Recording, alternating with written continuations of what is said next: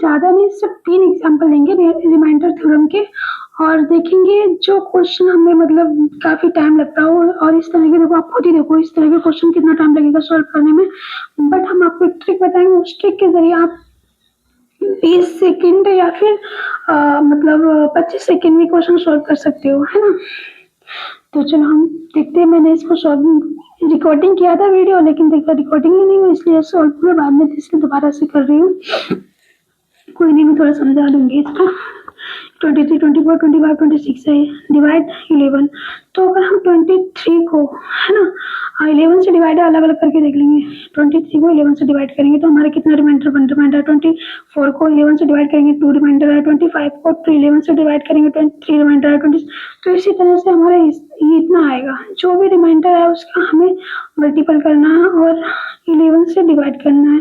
फिर इसको सॉल्व करेंगे तो हमें कितना मिलेगा, 24 मिलेगा। फिर 24 को हमें किससे करना है डिवाइड, 11 से, क्योंकि 11 दिया हुआ है ना। अब जो कितना इजी हो गया, 24 को 11 से डिवाइड करो, ये तो सभी को कर सकता है और आराम से कुछ सेकंडों में ये सॉल्व कर सकते हो ना। तो वही अगर हम 24 को 11 से डिवाइड करेंगे तो हमारा रिमाइंडर आ रहा है 2 रिमाइंडर आ रहा है, जो कितना इजी है ना। तो इसी तरह से सिमिलरली हमें यहाँ पर भी यही देखना है। 73, 74, 70, 73, 74, 75, 76।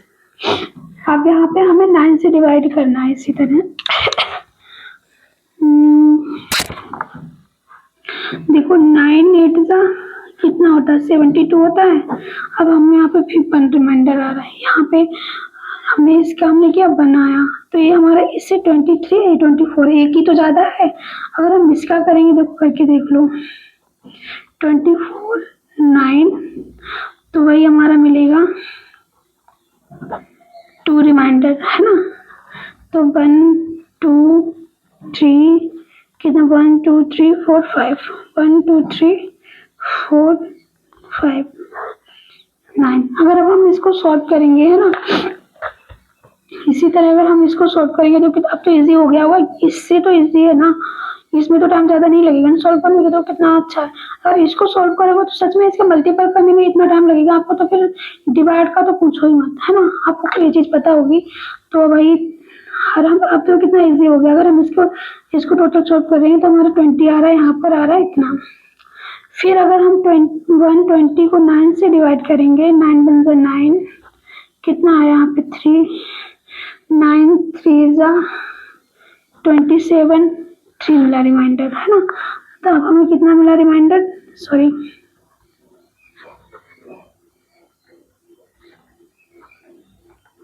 यही हमारा हुआ आंसर, समझ में आया। तो ये हुआ हमारा आंसर। अब खुद ही सोचो, मतलब जिस क्वेश्चन को आप कितना टाइम से सॉल्व कर सकते हो, क्योंकि और उसी को आप सेकंड में सॉल्व कर रहे, तो हुआ ना मैजिक। अब ये इसको देखो, अगर देखो इसमें क्या है 25, ये यहाँ पे देखो 25 है ना, एक मिनट, 35 से 25, 35 को 9 से डिवाइड करना है। अगर हम 35 को 9 से डिवाइड करेंगे तो हमारा 3 इतना आएगा, है ना, 8 रिमाइंडर आया, ठीक है। फिर इसी तरह हम 36 को 9 से डिवाइड करेंगे, पूरा पूरा साइड डिवाइड हो रहा, 4 6 0 रिमाइंडर आया। तो अब खुद देखो, जब 0 रिमाइंडर, यहाँ पे 8, यहाँ पे 0, यहाँ पे कोई भी संख्या आ गई हो, यहाँ पे 2 3, फिर 9 से डिवाइड, है ना, 9 से डिवाइड करने के लिए है।